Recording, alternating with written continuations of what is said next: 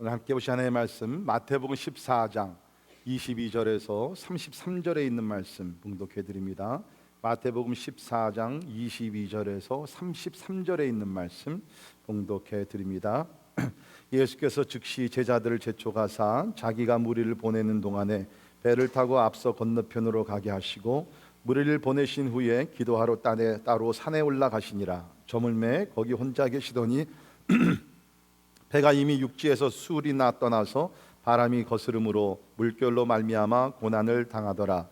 밤 사경에 예수께서 바다 위로 걸어서 제자들에게 오시니 제자들이 그가 바다 위로 걸어오심을 보고 놀라 유령이라 하며 무서워하여 소리 지르거늘 예수께서 즉시 이르시되 안심하라 나니 두려워하지 말라. 베드로가 대답하여 이르되 주여 만일 주님이시거든 나를 명하사 물 위로 오라 하소서 하니 오라 하시니 베드로가 배에서 내려 물 위로 걸어서 예수께로 가되 바람을 보고 무서워 빠져가는지라 소리질러 이르되 주여 나를 구원하소서 하니 예수께서 즉시 손을 내밀어 그를 붙잡으시며 이르시되 믿음이 작은 자여 왜 의심하였느냐 하시고 배에 함께 오르매 바람이 그치는지라 배에 있는 사람들이 예수께 절하며 이르되 진실로 하나님의 아들이로소이다 하더라. 아멘. 오늘은 제가 이 두려움에 대해서 말씀을 나누고자 합니다. 잠깐 한 가지 까먹었죠? 뭐죠? 우리 성경 암송을 해야죠. 우리 지난 주일날 성경 우리 예배 참석하신 분들은 알죠? 지난주의 말씀이 마태복음 24장 14절입니다. 우리 지난주에 결석하신 날씨 때문에 봐드립니다. 못 오신 분들은 지금 빨리 마태복음 24장 14절 펴세요. 지난주 우리 요절인데 같이 우리 한번 외우도록 하겠습니다. 시작. 이 천국 복음이 모든 민족에게 증언되기 위하여 온 세상에 전파되리니 그제야 끝이 오리라. 아멘. 꼭 기억하시기 바랍니다. 자, 올해 우리가 매주 한 절씩 외우도록 합니다. 기억하시고요. 이번 주 우리 요절은 우리 오늘 본문 말씀 27절입니다. 같이 읽도록 합니다. 27절 같이 읽겠습니다. 시작. 예수께서 즉시 이르시되 안심하라 나니 두려워하지 말라. 안심하라 나니 두려워하지 말라. 우리 신앙이 자라기 위해서는 훈련이 필요합니다. Practice makes perfect. 그죠? 우리 연습을 해야 되기 때문에 계속해서 말씀 가운데 우리가 훈련할 수 있기를 바랍니다. 우리 사람들이 심리적으로 경험하는 것 중에 하나는 두려움이라는 것입니다. 우리 심리학자들의 연구 발표를 읽어보면 태어나서 7개월 후부터 모든 사람들은 두려움을 경험하게 된다고 그럽니다. 나이가 먹은 사람들도 이런 두려움들이 많이 있게 되는데요. 어린아이들이 경험하는 그 fear, 두려움이라는 것은 어른들이 경험하는 두려움보다 그 강도가, 인텐시티가 상당히 높다고 그럽니다. 그래서 부모의 보호가 필요 있는 것이죠. 재미있는 사실은 식구들 중에서 맏이나 막내보다 중간 아이들이 두려움이 적다고 얘기를 합니다. 저는 막내고 우리 집사람은 둘째인데요. 우리 집사람이 두려움이 별로 없습니다. 보이는 것이 별로 없습니다. 아무튼 간에 우리가 두려움이라는 것은 두 가지 두려움이 있는데요. 하나는 건강한 두려움이에요. Healthy fear. 이것은 뭐냐면 이건 필요한 것입니다. 예를 들어서 우리가 높은 건물에 올라가서 아래를 보면 두려움이 있기 때문에 거기서 뛰어내리지 않죠. 그렇죠? 내가 열심히 공부해서 돈을 벌어야 되겠다. 그 동기 중에 하나가 뭐냐면 나중에 내가 가난해서 어려운 삶을 살기 원치 않는 그 두려움, 그것이 있어서 우리에게 좋은 동기부여가 돼가지고서 열심히 공부하며 일을 하게 한다는 거예요. 그러니까 이런 두려움은 우리에게 필요한 것이에요. 그런데 오늘 제가 여러분과 말씀드리려고 하는 것은 unhealthy fear, 건강하지 못한 해로운 그러한 두려움. 이거는 어떻게 보면 신앙적으로 얘기하면 불신앙의 두려움이라는 것입니다. 믿음이 약해져서, 믿음이 없어서 우리가 갖게 되는 그 두려움, 그런 것들이에요. 우리가 대부분이 몇 가지 두려움이 있을 것입니다. 오늘 그 두려움에 대해서 한번 말씀을 나누기를 원합니다. 이 두려움이 우리 삶에 끼치는 영향은 상당히 많이 있는데요. 예를 들게 되면 두려움으로 우리 마음이 가득 차게 되면 오늘이라는 시간을 즐기지를 못한다는 거예요. 하나님께서 오늘도 우리에게 복된 날을 주셨어요. 그런데 어떤 사람들은 오늘 그야말로 형통한 삶을 살고 있어요. 그런데 미리 내일을 걱정한다는 것입니다. 내가 오늘 건강한데 앞으로 내가 암에 걸리면 어떻게 하지? 지금 사랑하는 남편이 옆에서 잘 케어를 해주고 있는데 남편이 만약에 어떻게 도망을 간다든지 망하든지 어떻게 죽으면 어떻게 하지? 자녀들이 지금 순종하면 잘 공부도 하고 있어요. 얘네들이 만약에 집을 뛰쳐나가면 어떻게 하지? 그러한 그 두려움이 있을 때는 오늘이라는 현재라는 그 시간을 우리가 즐기지 못한다는 거예요. 그렇죠? 또 한 가지, 그래서 예수님은 우리에게 뭐라고 말씀하셨습니까? 마태복음 6장 34절을 보면 그러므로 내일 일을 위하여 염려하지 말라. 내일 일은 내일 염려할 것이요 한날 괴로움은 그날로 족하니라. 믿으십니까? 여러분, 내일 걱정하지 마세요. 내일 돈이 없어질 수도 있어요. 내일 우리가 건강이 좀 약해질 수도 있어요. That's okay. 그날 되면 그 어려운 문제를 감당할 수 있는 믿음을 우리에게 주신다는 것이에요. 지금은 내가 그 믿음이 없어. 왜? 필요가 없으니까. 그러나 그때가 오게 되면, 내일 내가 그 어려움을 당하게 되면 하나님께서는 충분히 그 어려움을 감당할 수 있는 믿음을 주실 줄을 믿습니다. 그러니까 미리 걱정하지 말고 오늘을 즐기라는 것이에요. This is the day that the Lord has made. We should rejoice and be glad in it. 이 날은 주의 날에 우리가 기뻐하며 즐거워하라고 성경이 얘기하고 있다는 것입니다. 자, 두 번째, 이 두려움이라는 것은 우리가 받을 수 있는 모든 도움과 가능성을 빼앗아 간다는 것입니다. 우리가 어려운 일을 당할 때 사실은 우리가 가만히 좀 마음을 가다듬고 생각을 해보면 하늘로부터 아니면 우리가 옆에서부터 우리가 받을 수 있는 도움과 가능성이 충분히 있어요. 그런데 내 마음이 두려움으로 가득 차게 되면 내가 도움을 받을 수 있는 채널들도 문이 많이 닫히게 된다는 것입니다. 우리 마태복음 8장을 보게 되면 오늘 풍랑의 이야기가 나오지만은 사실은 또 한 번의 어려운 그런 풍랑을 만나는 경우가 있었죠. 그래서 제자들이 막 죽게 됐다고 아우성을 칩니다. 그런데 사실은 그때는 예수님께서 그 배 안에서 주무시고 계셨어요. 기억나시죠?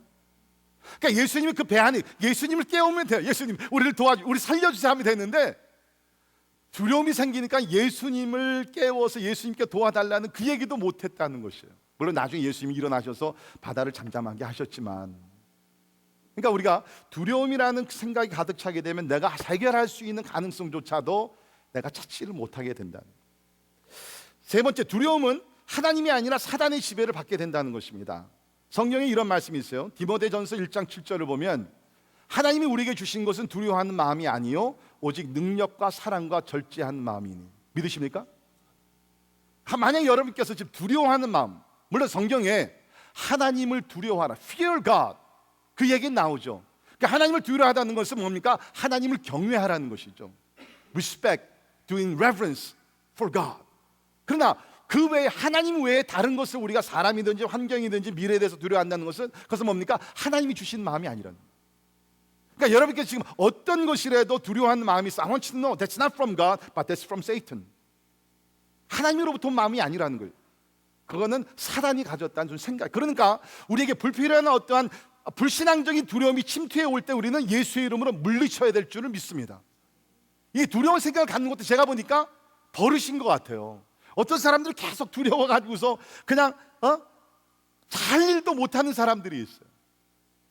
네, 그러한 버릇을 끊어버리고 이제부터 주님이 주시는 평강 가운데 우리 승리하는 삶을 살기를 주의 이름으로 축원합니다.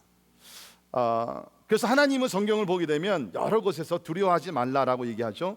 우리 대표적인 말씀 한 군데 보면 여호수아 1장 9절에 보면 이 말씀은 하나님께서 여호수아라는 사람한테 주셨는데 그 상황은 이렇습니다. 지금 모세가 이제 120년 동안 살면서 이스라엘 백성들을 이끌고 가나안 땅으로 이제 앞에까지 왔어요. 그리고 하나님이 부르신 모세가 죽었어요. 이제 여호수아라는 사람이 후계자가 되었습니다. 근데 여러분 생각해 보십시오. 모세가 어떤 사람입니까? 여러분 십계명 영화 보셨잖아요. 그 모세가 이스라엘 백성들을 데리고 나오게 되면서 바로 앞에 와서 10가지 재앙을 베풀고 모세가 홍해를 가르게 되고 반석에서 물이 나오게 하고 산에 올라가서 십계명을 받게 되고 Great, exceptional, charismatic leader. 그런데 여호수아가 이제 그 후계자가 된 것이에요. 그 자리를 메꾼다는 것이 보통 그렇지 않습니까? 그러니까 아마 여호수아 마음속에 두려움이 많이 있었던 것 같아요. 그러니까 하나님께서는 그 젊은 여호수아의 마음에 두려움이 있는 것을 알고 이 말씀을 주십니다. 여호수아야, 내가 내게 명령하는 것이 아니냐. 강하고 담대하라. 두려워하지 말며 놀라지 말라. 내가 어디로 가든지 내 하나님 여호와가 너와 함께 하느니라 하시니라. 혹시 여러분 가운데 2016년 새해 들어오셔서 새 계획과 어떠한 새롭게 이렇게 승진되어서 새로운 일을 시작하신 분 계시면 여러분의 실력과 능력을 하지 마시고 하나님을 의지하는 가운데 오늘 하나님의 음성을 들으시면서 강하고 담대하기를 주의 이름으로 축원합니다. 자, 우리 오늘 본문 말씀에 보게 되면 두려움 속에 거하는 제자들을 발견하게 되는데요. 배경은 이렇습니다. 이제 예수님께서 오병이어의 기적을 행하시고 제자들을 가버나움 지역으로 보내세요. 그래서 해가 질 때 제자들이 배를 타고 가버나움 지역으로 가다가, 근데 놀라운 것은 뭐냐면 22절에 보면 예수께서 즉시 제자들을 재촉하서 보냈다는 거죠. 그리고 예수님의 명령에 순종해서 가는 길 속에서 풍랑을 맞이했다는 거예요. 그러니까 우리 보통 생각에 우리가 하나님의 말씀에 순종하며 나가면 반드시 잔잔한 물가로 인도하실 줄 아는데, 평탄해야 되는데, 형통해야 되는데 풍랑을 맞이할 때가 있다는 거예요. 그러면 우리는 풍랑을 맞이할 때 이런 반응을 보이죠. 아, 하나님의 뜻이 아닌가 보다. 하나님의 뜻이라면 내가 평강이 있어야 돼, 잔잔해야 되는데 풍랑이 일어나는 걸 보니까 아마 이것이 하나님의 뜻이 아닌가 보다 라고 우리는 결론을 내립니다. 근데 여러분 분명히 아셔야 돼요. 하나님이 인도하시는 길, 하나님의 명령에 순종하는 길 속에서도 풍랑을 맞이할 수 있다는 거예요. 우리가 잘 아는 아브라함의 이야기, 하나님께서 갈대 우르에 살던 아브라함에게 명령하십니다. 내 고향을 본토를 떠나라. 아브라함이 yes sir 떠나요. 근데 여러분, 아브라함이 하나님의 명령에 받아 떠났을 때 처음으로 만난 것이 뭔지 압니까? 가뭄을 만나게 됩니다. 그게 하나님이 인도하시는 땅이었어요. 우선은. 그러니까 우리가 하나님이 인도하시는 길이라는 것은 너무 추상적으로 이상적으로 생각하지 말기를 바랍니다. 물론 하나님께서 궁극적으로 다 평강과 은혜 가운데서 풍성한 삶으로 인도하시지만 그 과정 속에서는 우리가 풍랑을, 시련을 만날 수가 있다는 것입니다. 혹시 여러분 가운데 하나님, 내가 이렇게 하나님 명령에 순종하며 살고 있는데 왜 나의 삶 속에 이런 시련과 고통과 풍랑을 왜 허락하십니까? 라고 갈등이 있으신 분들은 I want you to know, 여러분이 그 걸어가는 길 속에 풍랑이 일어난다 할지라도 그것이 하나님의 길일 수가 충분히 있다는 것입니다. 그래서 제자들은 이제 예수님의 명령에 따라서 나갔지만 저들이 풍랑을 만나게 되는데요, 그 시간이 상당히 오래 갔던 것 같아요. 25절에 보면 밤 4경에 이제 예수님이 오시게 되는데, 그러니까 저들이 해질 때 배를 타고 건너기 시작을 했습니다. 밤 4경이라는 것은 유대인의 시간으로 오늘날로 얘기하면 새벽 3시에서 6시, 그 시간을 밤 4경이라고 나눴다고 합니다. 그러면 해질 때 예를 들어서 늦게라도 잡더라도 8시 정도 생각합시다. 8시, 9시? 그러면 적어도 뭡니까? 충분히 6시간 이상을 저들이 바다 위에서 풍랑을 만나면서 고통을 겪고 있었다. 하나님이 우리에게 허락하신 풍랑의 시간이 어떨 때는 1시간이 될 수 있어요. 어떨 때는 2시간이 될 수 있어요. 어떨 때는 1년이 될 수 있고 5년이 될 수도 있습니다. 요셉 보세요. 13년 동안 풍랑을 맞이하지 않습니까? We never know. 그러니까 저는 여러분이 현실을 무시하지 말기를 바랍니다. 또 무엇이 성경적인 가르침인지 여러분 무시하지 말기를 바랍니다. 물론 하나님께서 이제 나중에 이 풍랑을 잠잠케 하시고 저들에게 평강을 주시지만 우리가 이 땅에서 걸어가는 길이 그렇게 잔잔한 물가만 있는 것은 아니라는 것입니다. 자, 오늘 우리 말씀을 통해서 어떻게 하면은 두려움을 우리가 극복할 수 있느냐, 정복할 수 있느냐, 저는 그렇게 생각합니다. 두려움의 반대말은 믿음이라고 믿습니다. 믿으십니까? 믿으십니까? 두려움이 있을 때 두려움을 우리가 몰아낼 수 있는 방법은 다른 것 아니에요. 환경이 바뀔 때까지 언젠가는 이것이 다 해결돼, 그게 아니라 환경이 바뀌지 아니한다 할지라도 내가 강한 믿음만 있게 되면은 두려움을 반드시 정복하게 될 줄을 믿습니다. 그래서 제가 오늘 이 말씀, 두려움을 극복하는 방법이 믿음인데 영어로 FAITH죠.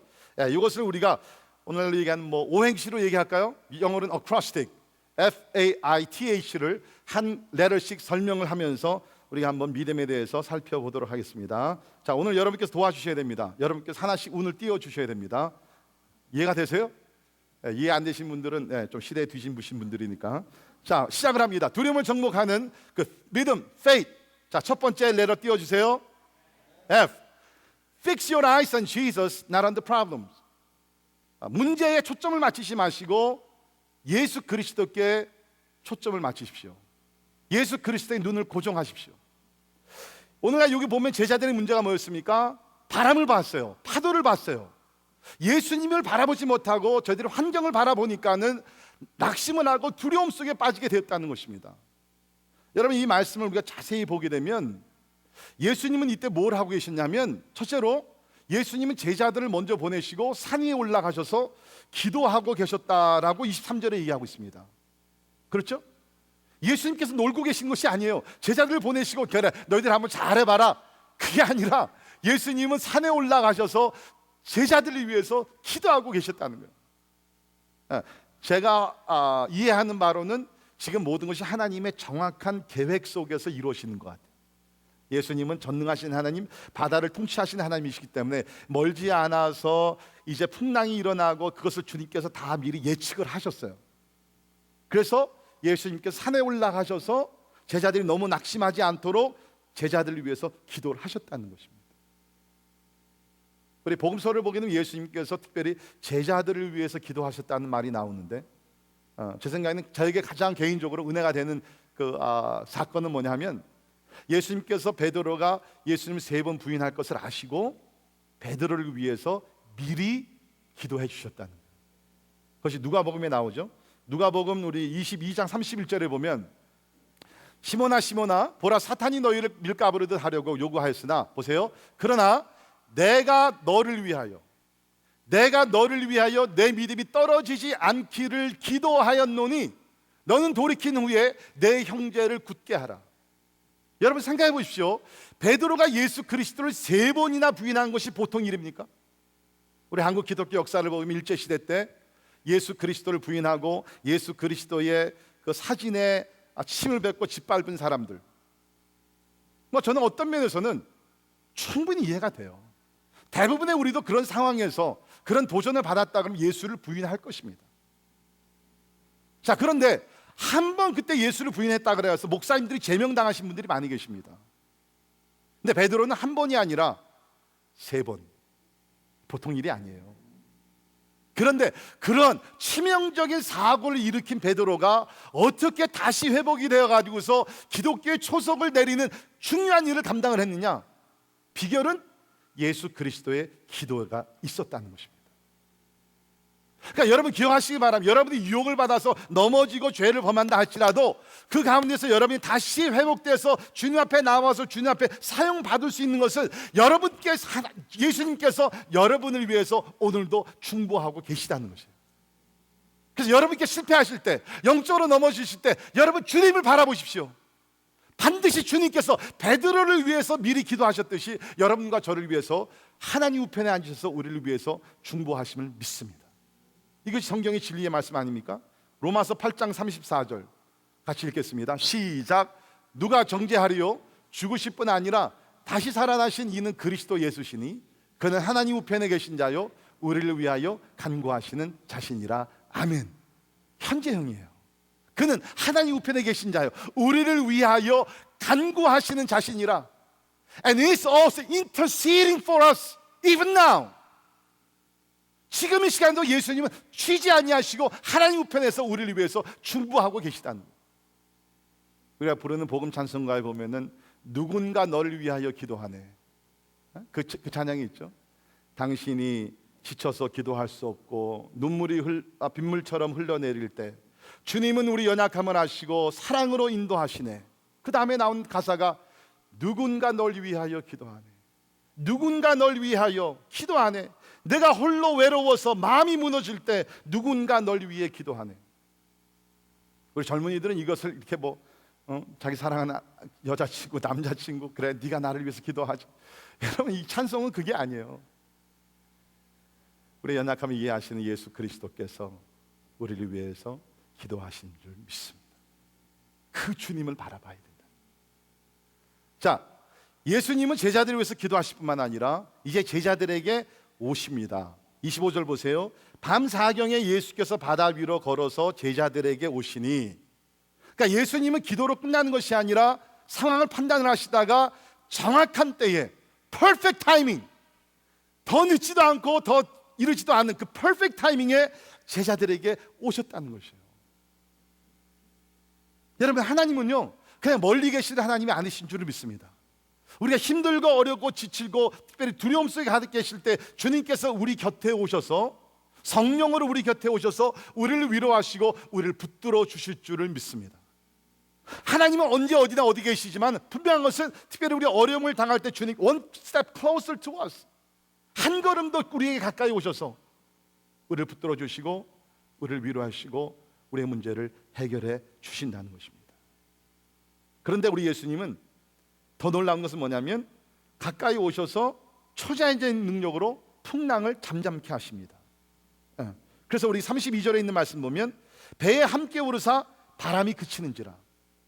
여러분 사실 오늘 이 말씀 보면요, 기적이 적어도 세 가지가 나타나게 되는데, 첫째는 예수께서 바다 위로 걸어오신 것이고요, 두 번째는 베드로가 예수님을 따라서 물 위를 걸은 것이고, 세 번째가 뭡니까? 예수께서 바다 그 배에 오르시자마자 바람이 그쳤다는 거예요. 잠잠해졌다. 이번에는 예수님께서 명령도 아니하셨어요. Be still, 잠잠하라 명령도 안 하시고 그냥 예수께서 배에 오르시니까는 바다가 잠잠해졌어요. 이것이 하나님의 임재인 줄 믿습니다. 하나님이 그런 능력이 있어요. Sometimes He doesn't even have to command. Just His presence makes everything peaceful. 하나님께서 하나님의 임재로 함께 하시면 그냥 잠잠해지는 것이에요. 이것이 전능자의 능력인 줄을 믿습니다. 그러니까 왜 우리가 어려움을 당할, 두려움을 당할 때 왜 예수님께 우리 초점을 맞춰야 되느냐? 예수님이 우리를 중보하시고요, 예수님이 우리에게 오시고 결국에는 예수께서 풍랑을 잠잠케 하신다. Fix your eyes on Jesus, the author and perfecter of our faith. 믿음의 주여 우리를 온전케 하시는 예수를 바라보자. 여러분의 초점을 특별히 어려운 시간에 두려움이 엄습해 올 때에 예수 그리스도께 초점을 맞추시기를 주의 이름으로 축원합니다. Right now. 혹시 여러분 가운데 지금 무엇이 두려우세요? 건강이 두려우세요? 경제적인 어려움 때문에 낙심하고 계세요? 자녀들의 문제가 너무 크게 보여요? 예수를 바라보세요. Really? Fix your eyes on Jesus. 그러면 여러분도 모르는 가운데 지금 문제는 그대로 있을 수 있어요.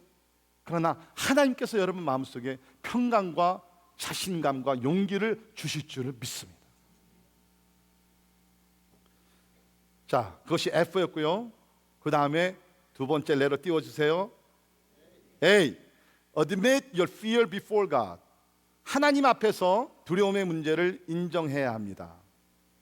어떤 사람들은요, 믿음이 너무 좋아가지고서 나는 두려움이 없어요. 하나님이 나와 함께 하시는데 뭐가 두렵습니까? 근데 사실은 두려움이 있어요. 여러분, 내가 하나님 앞에서 두려움을 인정한다는 것은 절대로 부끄러운 것이 아니라는 거예요. 그러니까 현실을 그대로 인정하고 주님 앞에 나간다는 것이죠. 여러분 사실 우리가 시편, 우리 150편 전체를 보게 되면 거기서 아마 가장 많이 나오는 단어 중에 하나가 두려움일 것입니다. 사실 시편 기자들이 그 두려움 속에서 어찌할 바를 몰라서 하나님의 도움을 요청하며 간구한 것이 시편 내용들이에요. 대부분이. 우리 많은 시편이 다윗이 기록을 했죠. 근데 다윗에게도 이런 두려움이 상당히 많이 있었어요. 우리 예를 들면 시편 55편 4절 5절에 보면 이렇게 다윗이 고백을 했는데요. 내 마음이 내 속에서 심히 아파하며 사망의 위험이 내게 이르렀도다. 여러분 이게 얼마나 큰 두려움이에요. 사망의 위험이 내게 이르렀도다. 두려움과 떨림이 내게 이르고 공포가 나를 덮었도다. 두려움의 단계가 점점 깊어지고 강해지면 공포라는 단어로 바뀌게 되죠. 이게 다윗의 고백이에요. 다윗이 누구였어요? 사자를 죽였던 사람이에요. 골리앗을 때려 눕혔던 용사예요. 그런데도 불구하고 다윗은 고백을 하고 있습니다. 나에겐 두려움과 떨림이 있습니다. 아니, 공포가 나를 지금 덮고 있습니다. 그러면서 하나님을 바라보게 된 것이죠. 그러니까 이 두려움의 문제를 해결하기 위해서는 내가 그것을 인정하고 그것을 가지고 하나님 앞에 나가야 된다. 그것이 부끄러운 것이 아니라는 것입니다. 자, 그 다음에 FA, 그 다음 오늘 띄워주세요. I. Ignore unnecessary imagination. 불필요한 상상력을 무시하십시오. 여러분, 두려움이 엄습해 오게 되면요, 그 다음에 상상력의 세계가 펼치게 됩니다. 예를 들면 남편이 8시에 집에 돌아온다 그랬는데 안 돌아와요. 연락도 안 돼요. 그러면 그때부터 두려움이 엄습해 오게 되면서 온갖 여러 가지 생각이 다 있죠. 차 사고가 났나? 회사에서 무슨 일이 일어났나? 아니면은 옆길로 샜나? 여러 가지 all different kinds of unnecessary imagination. 이 공포, 두려움이라는 것이 이런 상상력의 세계를 활짝 열어버리는 거예요. 제가 좀 부끄러운 얘기지만 제가 가끔요, 아주 가끔 이런 생각을 합니다. 밤에 자다 일어나가지고서 어느 날 앞으로 만약에 교회에 우리 교인들이 교회를 다 떠나면 어떻게 하지? 제가 그런 생각해요. 어떨 때는요, 이 설교하러 올라올 때 가끔 이런 생각이 들어요. 만약 내가 설교를 하다가 이 설교가 너무 부담이 돼서 마음에 안 들어가서 교인들이 하나씩 빠져나가면 어떻게 하지? 그런 하나도 그런 일들이 일어날 수가 없죠. 믿으십니까? 저는요, 그럴 때마다 제 생각하는 것이 확신이 있어요. 뭐냐면 사람들은 다 떠난다 할지라도 제 안에는 있을 줄 믿습니다. 불필요한 상상력, 이 두려움이 오게 되면 불필요한 온갖 막, 여러분 이게 심각해지면 병이 되면요, 그 다음에 뭐예요? 상상했던 것들을 그냥 실제로 리얼리티로 받아들이는 사람이 있어요. 그 남편이 바람은 안 폈는데도 상상력을 가지면 그것이 오래 가다 보니까 누구를 만나고 가서 빨리 불어. 이 두려움이라는 것이 이렇게 무서운 상상력으로 발전할 수 있다는 것입니다. 우리 그 민수기 13장을 보게 되면 이제 12명의 그 지도자들이 가나안 땅에 40일 동안 가서 정탐을 하고 오죠.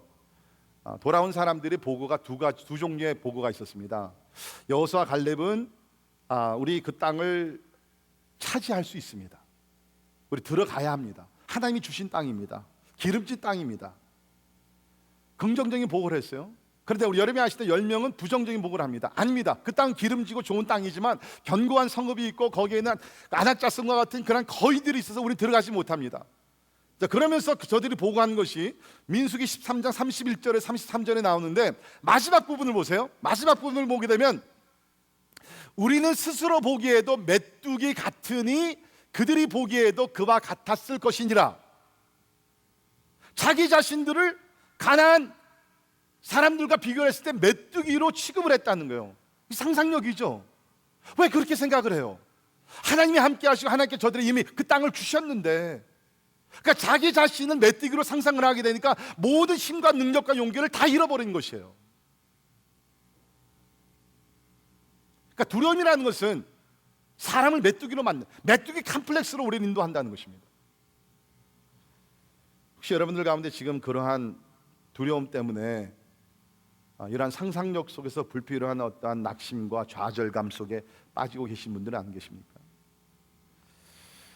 이러한 두려움에 대한 한 예화를 여러분과 함께 나눕니다. 알렉산드리아로 가는 마차 위에 갑자기 할머니 한 분이 올라타셨습니다.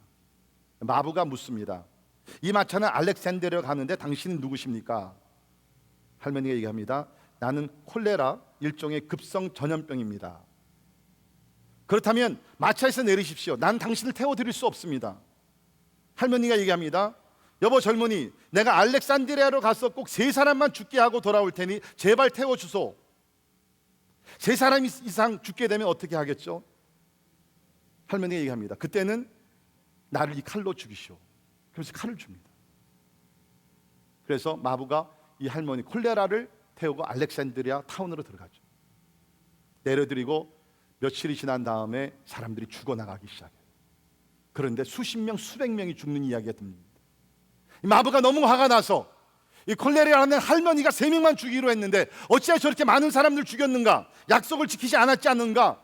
그래서 이 할머니를 찾아서 할머니를 죽이려고 합니다. 왜 당신이 3명만 죽이기로 했는데 왜 3명이서 저렇게 수십 명, 수백 명을 죽였습니까?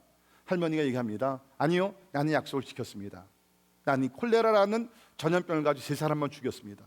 나머지 사람들은 두려움 속에서 스스로 죽어갔습니다. 여러분, 사실은요, 오늘날 정신병원에 입원한 환자들을 보면요, 어떤 큰 문제가 실제적으로 있어서가 아니라 두려움 때문에 정신병원에 들어가는 사람들이 훨씬 많다는 거죠. 2차 대전에서 실제적으로 전쟁터에서 총과 칼에 맞아 죽은 사람들보다는 그 전쟁에 대한 두려움 때문에 심장마비로 죽은 사람들이 더 많다는 것이에요. 그러니까 우리가 이러한 두려움 생각하면서 불필요한 상상력을 무시를 해야 된다는 거예요. 사단이 가져다 주는 그러한 불신앙의 생각이기 때문에. 자, FAI. 그 다음에 운 띄워주세요. T. Think about the purpose of your problems. 문제, 폭풍의 목적들을 생각하십시오. 하나님께서 우리에게 풍랑을 허락하실 때는 반드시 거기에는 거룩한 목적이 있는 줄을 믿습니다. 거룩한 목적. 자, 그러면 왜 하나님께서, 예수님께서 제자들에게 이러한 풍랑을 허락을 하셨느냐? 목적이 있어요. 몇 가지 목적을 찾아볼 수 있는데, 첫째는 뭐냐면 제자들을 겸손하게 만들기 위해서입니다. 우리가 사복음서를 우리가 종합해서 한번 사건들을 우리가 연결을 시켜보면요, 이 사건이 있기 전에 오병이어의 기적이 있었고요, 그 오병이어의 기적 전에는 무슨 사건이 있었냐면 제자들이 예수님의 파송을 받아가지고서 동네에 나가서 복음을 증거합니다. 놀라운 일이 일어나죠. 병든 자가 고침을 받게 되고 귀신이 쫓겨나게 되고 하나님의 나라가 임하는 것을 저들이 보게 돼요. 그러니까 너무너무 신나는 것 아닙니까? 이제 우리도 예수님과 같이 막 이런 일을 할 수 있네? 마치고 돌아왔는데 예수님께서 남자만 5천 명, 어린아이들과 여자들 다 포함하면 2만 명이 되겠죠. 그 사람들을 떡을 나눠주고 생선을 나눠주는데 끝나는 이 없어요. 계속 음식이 나오는 거예요. 떡 5덩어리와 물고기 2마리인데 남자만 5천 명을 먹더라도 12광주리가 남습니다. 그러니까 지금 제자들은 황홀해 있어요. This is great. 우리가 그물과 배를 버리고 예수님을 따르기를 잘했다. 그러면서 세상적인 어떠한 욕심과 야망에 가득 차기 시작합니다. 예수님 생각에 제자들이 이렇게 버려두면 안 되겠다. 쉽게 얘기하면 이 친구들이 천국에 대한 어떠한 그 꿈을 상실할 수 있기 때문에, 스포일 될 수 있기 때문에 주님께서 풍랑 속으로 제자들을 잠시 집어넣으셨어요. 왜? 겸손하게 만들기 위해서. 여러분 한번 생각해 봅시다. 만약 우리 삶에 이런 폭풍이 일어나는, 풍랑이 일어나는, 거센 바람이 일어나는 그런 날들이 없다 그러면 여러분과 제가 하나님 앞에서 겸손하겠습니까? Really? 여러분들은 모르지만 저는 아닌 것 같아요. 제 삶 속에 풍랑이 일어날 때마다 저는 조금 더 겸손해지는 것을 발견을 합니다. 이것은 하나님께서 사도 바울에게도 똑같이 대하셨어요. 여러분이 아시듯 사도 바울의 몸에 가시가 있었죠. 정확하게 그것이 무슨 어떤 학장들은 간질병이나 눈병이나 얘기하지만 몰라. We don't know the nature of the flesh, the thorn in the flesh. 근데 분명한 것은 너무 힘들었어요.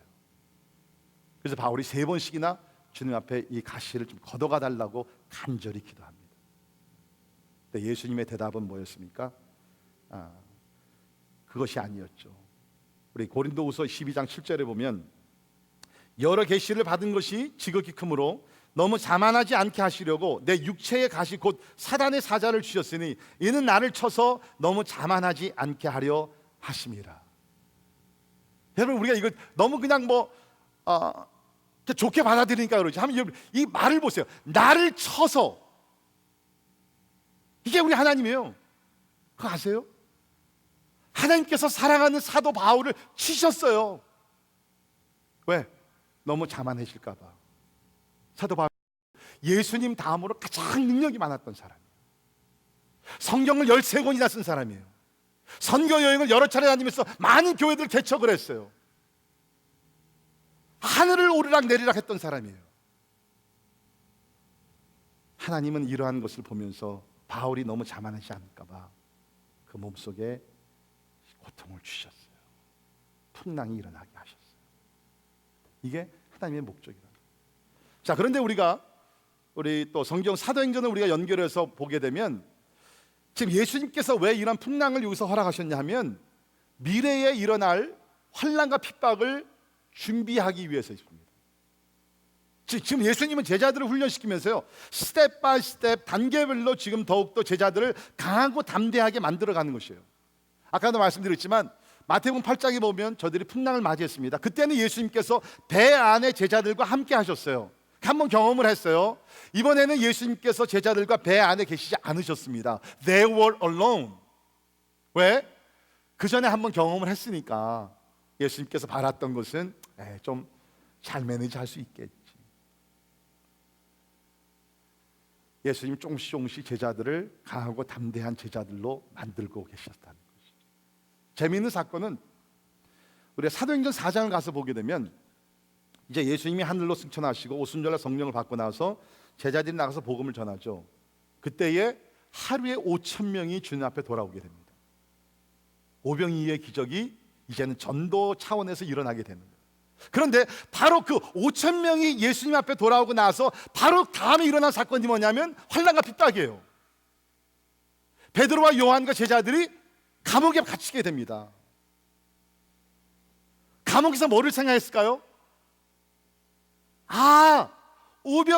오병이어의 기적 다음에 우리가 풍랑을 만났었는데 예수께서는 바로 우리가 어떤 일들이 앞으로 일어날 것을 아시고 우리를 준비시키신 것이구나. 두려워하지 말자. 하나님이 함께 하실 거야.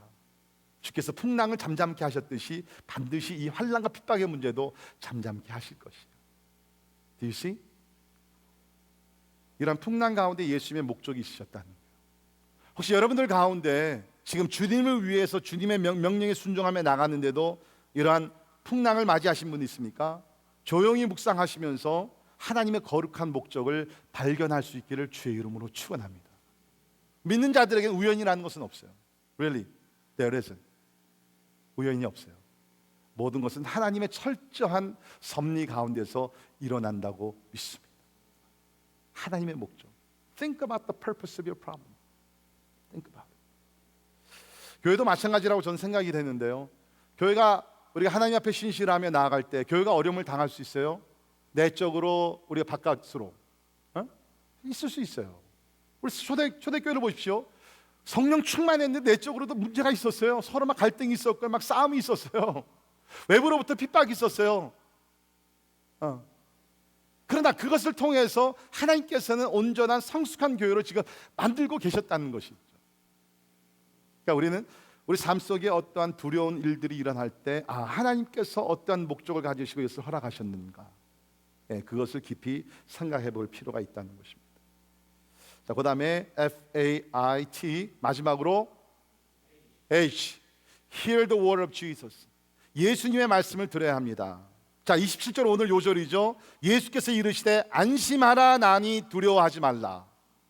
안심하라 나니 두려워하지 말라. 그때의 제자들은 yeah, now we can relax. 주님의 음성을 들으면서 이제는 안심을 갖을 수 있게 됐어요.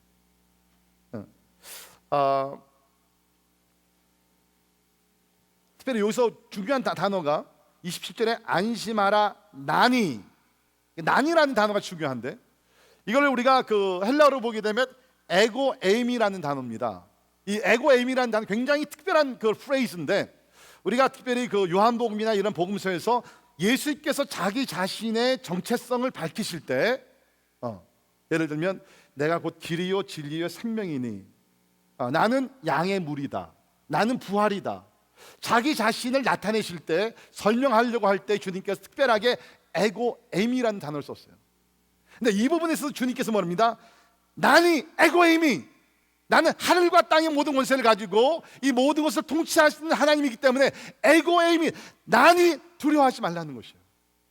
그러니까 우리가 하나님을 제대로 알게 되면 하나님이 예수 그리스도가 누군지를 알고 주의 음성을 듣게 되면 우리는 아무리 세상이 무너지는 그날이 온다 할지라도 그리스도 예수 안에서 우리는 안식하며 평강을 누리게 될 줄을 믿습니다. 우리가 두려워하는 것은 그 문제 자체가 커서가 아니라 우리가 믿는 하나님이 너무 작게 보이기 때문에 문제보다 하나님이 너무 작게 보이니까 우리가 두려워하는 것이에요. 그리고 더욱더 나가서 그 하나님의 음성을 우리가 듣지 못하기 때문에 우리는 자꾸 두려움 속에 빠지게 된다는 것입니다. 우리 미국에 아직도 가장 존경을 받는 아브라함 링컨 그 대통령이 사용했던 성경이 박물관에 보존이 되어 있다고 하는데요. 그 성경 속에 그 손때가 가장 많이 묻힌 그 성경의 한 구절이 있다고 합니다. 그 구절이 뭐냐면 시편 34편 4절에 있는 말씀인데 그 내용은 이렇습니다. 내가 여호와께 간구하매 내게 응답하시고 내 모든 두려움에서 나를 건지셨도다. 다시 한번 읽을까요? 내가 여호와께 간구하매 내게 응답하시고 내 모든 두려움에서 나를 건지셨도다. 링컨은 전쟁과 관련된 모든 두려움을 하나님의 말씀을 읽고 들음으로 극복한 것이라는 것입니다. 우리도 마찬가지예요. 우리가 하나님의 음성을 우리가 들으면 우리는 두려움을 극복할 수 있습니다. 그러면 어떻게 우리가 하나님의 음성을 들을 수 있느냐? 방법은 저는 여러 가지라고 봐요. 그러나 그 중에 가장 안전하고 항상 우리가 찾아갈 수 있는 길은 뭐냐면 하나님의 기록된 말씀인 줄 믿습니다. 하나님은요, 우리에게 말씀하시되 이미 기록된 말씀을 통해서 우리에게 말씀하십니다. 이게 무슨 얘기냐면 성경 66권이 있어요. 이건 오래전에 이미 하나님의 사람들 통해서 기록한 것인데 우리가 성경을 보면 이것이 죽은 책이 아니라는 거죠. It's a living word of God. 살아있는 하나님의 말씀이에요. 이것이 뭐냐면 그러니까 우리 삶 속에 작동을 한다는 거예요. 펑션을 한다는 것이에요. 그러니까 66권 말씀 가운데서 우리가 말씀 읽다 보면 그날에 내가 필요한 말씀을 하나님께서 나에게 공급해 주신다는 것이에요. 그러니까 우리가 정규적으로 하나님의 말씀을 읽을 때 이러한 역사를 체험하게 될 줄을 믿습니다. 제가 올해 들어와서 참 저에게 큰 은혜가 되고 또 격려가 되었던 것은 우리 목장들 가운데 이 올해 들어와서 진짜 우리가 성경 이번에 우리 교회 주제 그대로 성경 위에 세워가는 삶을 살기 위해서 우리 과거에 했던 진리를 찾아서를 다시 하시는 분들도 있고 또 성경 통독을 함께 같이 하시는 분들도 있고 여러 가지 면에서 하나님의 말씀을 지금 읽고자 열심히 노력하는 우리 목장들이 있다는 것을 얼마나 감사한지 몰라요. 바로 그거예요. 우리가 하나님의 음성을 어떻게 들느냐? 말씀을 통해서 우리가 들을 수 있다는 것이에요. 그 다음에 또 한 가지 방법은 기록된 말씀을 근거로 해서 하나님께서 우리에게 어떤 주시는, 제가 영어로는 이것을 prompting of the Spirit이라 그러는데요, 성령의 어떤 감동이라 그럴까요? 즉각적인 감동이라 그럴까요? 우리가 요한복음 16장 보면 예수님께서 이렇게 하셨습니다. 성령이 오시게 되면 성령께서 너희를 모든 진리 가운데로 인도한다. 그 중요한 단어는 모든 진리. 성경뿐만 아니라 성경을 근거로 한 하나님께서 우리를 모든 진리 가운데로 인도해 주신다는 것입니다. 이것은 우리가 보기에는 하나님께서 성경뿐만 아니라 때에 따라서 우리에게 어떤 생각을 통해서 또 어떤 우리가 책을 읽을 때 하나님께서 우리에게 강하게 말씀하시는 부분들이 있다는 것입니다. 제가 간증을 하나 하죠. 최근에 일어난 일인데 이번에 인도네시아 갔다 오면서 저에게 오랫동안 좀 풀리지 않는 문제가 있었고 두려움까지는 아니지만 좀 이렇게 굉장히 앵처스해지는 그러한 문제가 있었어요. 그래서 제가 비행기 타고 오면서 시간이 널널하니까 열대 시간을 비행기 타고 오니까 이제 제가 가장 정신이 좀 맑을 때, 대부분이 멀리 오면 비몽사몽간에 비행기 타고 오는데 가장 제 정신이 맑을 때 하나님 앞에서 결사적으로 하나님, 내가 이 문제를 좀 해결하고 나가기를 원합니다. 오랫동안 기도했는데 하나님 나에게 속 시원하게 응답을 주시지 않는 것 같은데 막 진짜 하나님 앞에 야곱이 씨름하듯이 그 비행기 안에서 그냥 막 기도하면서 나중에는 진짜 막 눈물을 펑펑 쏟으면서 내가 하나님 앞에 기도했어요. 기도를 마치고 나서 하나님께서 저를 진짜 신비하게 이렇게 인도하시는 것을 체험했어요. 그것이 뭐냐면 요새는 하나님께서 참 이 아이패드라는 것을 주셨습니다. 이게 저에게는 얼마나 보화 가치인지 모릅니다. 이전에는요, 제가 선교지를 가게 되면은 강의와 설교 가서 이제 어떤 것을 해야 될지 모르기 때문에 진짜 폴더를 이만큼씩 갖고 다녔어요. 얼마나 무거운지 모릅니다. 근데 이제는 이제 이 아이패드에 다 있습니다. 제 설교가. 혹시 이 설교 사시기 원하신 이거 이 아이패드에 아마 여러분도 그렇지만은 그 이북들이 많이 있거든요. 그래서 어떻게 기도를 마치고 여기 이북들이 많이 있습니다. 어떤 책을 읽을까 그러다가 척 스윈들 목사님이 쓴 바울에 관한 책을 제가 처음으로 이제 읽게 됐어요. 근데 거기서 보면서 처음부터 읽어도 되지만 제가 좀 관심이 있는 어떠한 챕터가 있지 않겠는가. 그래서 인덱스를 보면서 어느 한 챕터를 골라서 읽기를 시작했는데 바로 내가 기다렸던 응답이 그 가운데 온 것이에요. 뭔지 궁금하시죠? 그거는 지금은 말씀드릴 수 없고, 근데 중요한 것은 prompting of the Spirit. 우리가 하나님의 말씀을 정기적으로 읽는 삶을 살게 되면 그때마다 하나님께서 필요한 말씀들을 우리에게 들려주실 줄 믿습니다. 그 말씀을 내가 그 prompting of the Spirit을 내가 받으니까, 성령의 감화 감동을 받으니까 막 그냥 하늘을 날아가고 싶어요. 나르고 있었죠. 제가 비행기 안에 있었으니까. How fly? How set free? 모든 두려움과 걱정과 근심과 모든 anxiety, 모든 것을 그냥 완전 자유함을 얻게 되는. 그래서 저는 확신을 가지고 오늘 여러분께 말씀을 드릴 수 있어요. 두려움이 엄습해 올 때에 Hear the word of Jesus. 하나님의 말씀을 들으십시오. 그것이 성경을 통해서든지 prompting of the 성령의 감화 감동을 통해서든지 무엇이든지 간에 하나님의 음성을 듣게 되면 진짜 순식간에 두려움이 사라지고 하나님께 주시는 평화가 여러분 마음속에 가득 차게 될 줄을 믿습니다. 두려움 피할 수 없죠.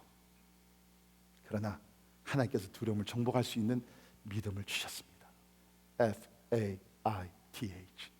Fix your eyes on Jesus, not on the problem. Ignore unnecessary. A군요. Admit your fear before God. Ignore unnecessary imagination. T. Think about the purpose. H. Hear the word of Jesus. 기도하겠습니다. 하나님, 사단은 우리에게 이러한 두려움 생각으로서 우리의 기쁨을 빼앗아가고 오늘을 즐길 수 있는 것을 빼앗아가고 불필요한 생각과 공포 가운데 몰아가지만 하나님은 오늘 우리에게 말씀하시기를 두려워 말라 내가 너와 함께함이니라. 난이 안심하라고 말씀하신 주여, 특별히 오늘 성도들 가운데 여러 가지 이유로 두려움 속에 슬픔과 걱정과 낙심 속에 있는 분들이 있으면 오늘 주의 음성을 듣게 하여 주시옵소서. 안심하라, 난이 두려워하지 말라. 그 음성이 오늘 각자들에게 들려지는 축복의 말씀이 되게 하여 주시옵소서. 이제는 두려움을 안고 살지 말게 도와주시고 두려운 생각이 들어올 때마다 하나님 믿음으로 공격하며 믿음으로 우리가 참 승리하여 하나님이 주시는 그 기쁨과 평화와 용기를 가지고 살 수 있도록 도와주시옵소서. 예수님 이름으로 간절히 기도하옵나이다. 아멘. 다 일어나셔서 같이 찬양하십니다.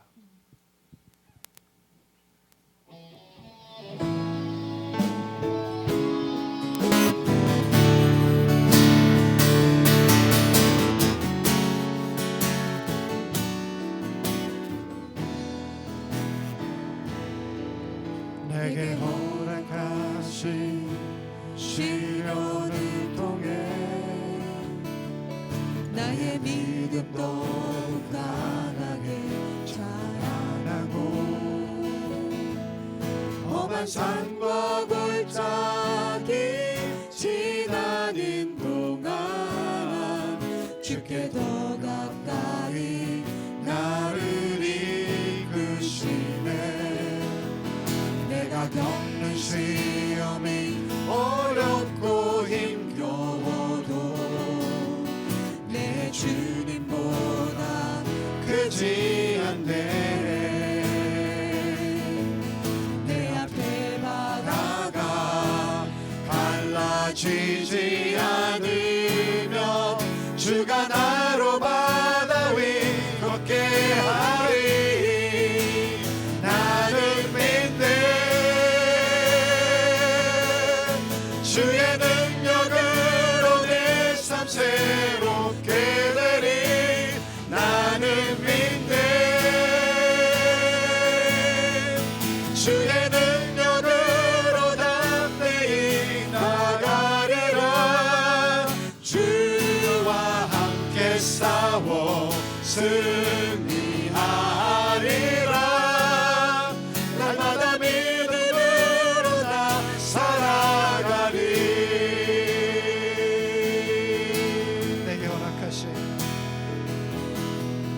내게 허락하신 시련을 통해 나의 믿음 더욱 강하게 자라나고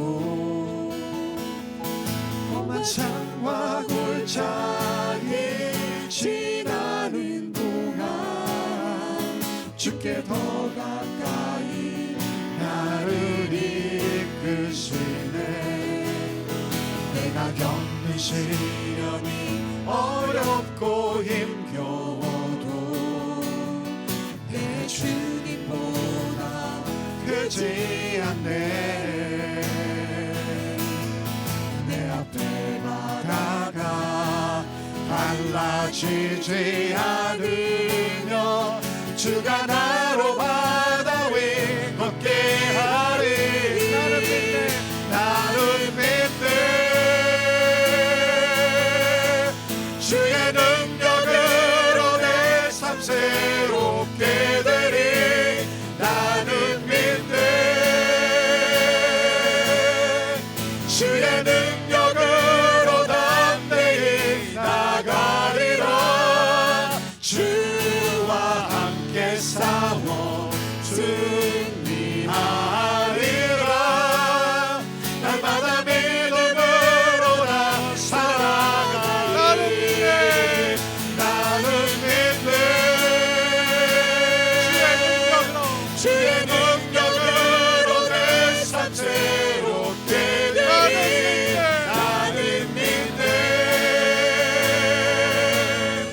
주의 능력으로 담대히 나가리라. 주와 함께 싸워 승리하리라. 날마다 믿음으로 나 살아가리. 날마다 믿음으로 나 살아가리. 날마다 믿음으로 나 살아가리. 날마다 믿음으로 나 살아가리.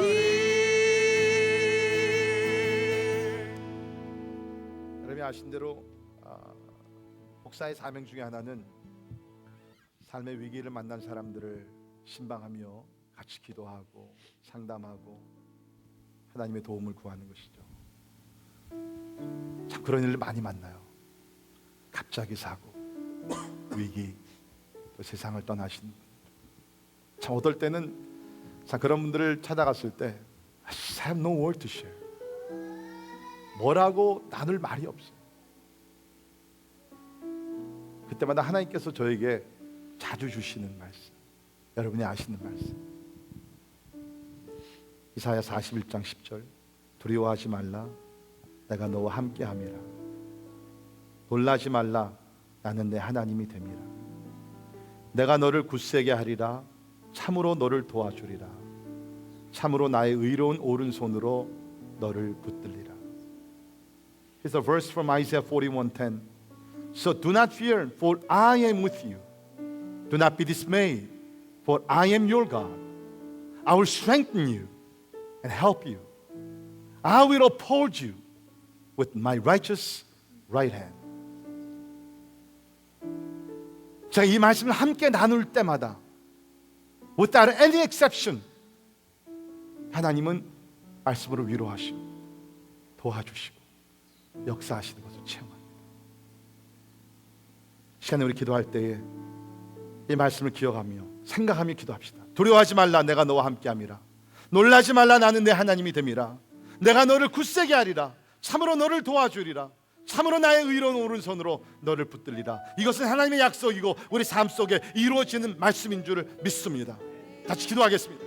하나님 아버지, 주님 앞에 나아가 하나님 아버지 하나님의 음성을 들으며 나가기를 원합니다. 주님 아버지 하나님, 하나님 아버지 도와주시사 아버지 하나님 아버지 같이 해주시고 주님 아버지 같이 해주시기를 간절히 하나님 아버지 도와주시고 우리 하나님 아버지 하나님 얘기하시기를 간절히 주님 아버지 하나님, 하나님 아버지 하나님 하나님이 여기 주시기를 간절히 기도하옵나다. 하나님이 아버지 주님 아버지 얘기하시고 하나님 아버지 하나님, 하나님 바라보는 자들을 하나님 아버지 위로의 말씀 주시고 평강을 주시고 우리 하나님 아버지 도와주시기를 간절히 기도합니다.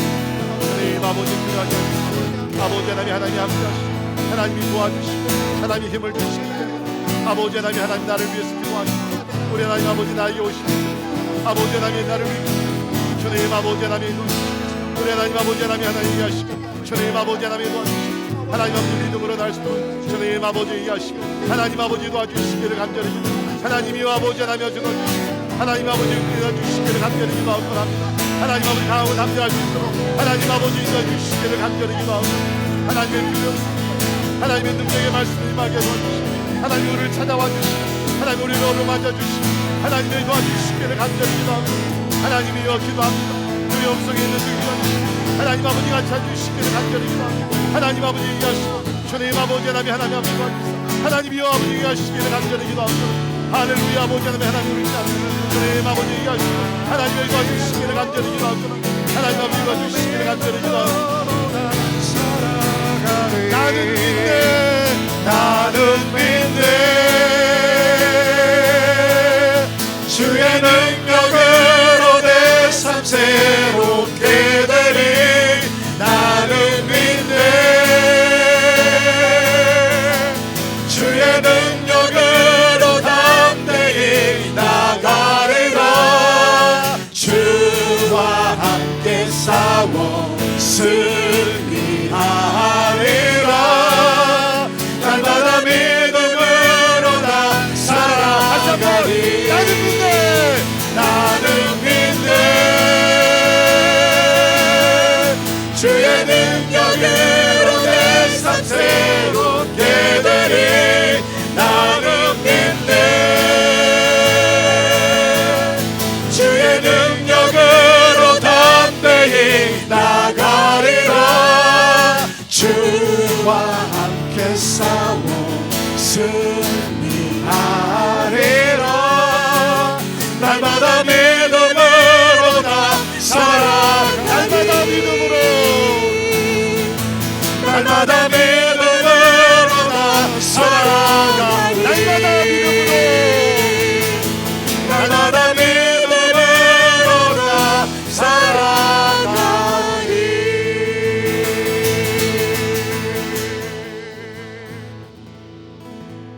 기도합니다. 지금은 우리를 모든 두려움에서 건져주셔서 평화와 안식과 소망 가운데 인도하시는 우리 주 예수 그리스도의 은혜와 하나님의 영원하신 사랑과 성령님의 감화 감동 역사 충만케 하심이 난이 두려워 말라라고 말씀하신 주의 음성을 가슴에 새기며 이제 두려움을 다 믿음으로 몰아내고 하나님과 동행하며 하나님이 주시는 용기와 자신감과 그 소망을 가지고 하나님의 세상을 정복하며 하나님께 영광 돌리기를 원하는 사랑하는 모든 성도들 머리 위에 지금부터 영원까지 함께 하시기를 주님의 이름으로 간절히 축원하옵나이다. 아멘.